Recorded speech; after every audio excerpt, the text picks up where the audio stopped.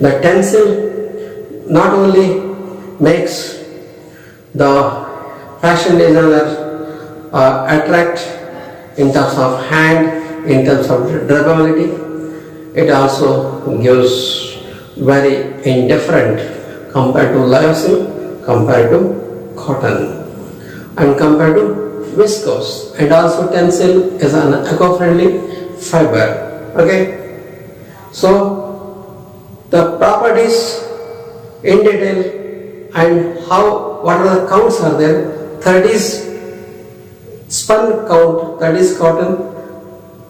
10, 12 is cotton. 12 is not usually, most of the tencel fibers are using 30s most.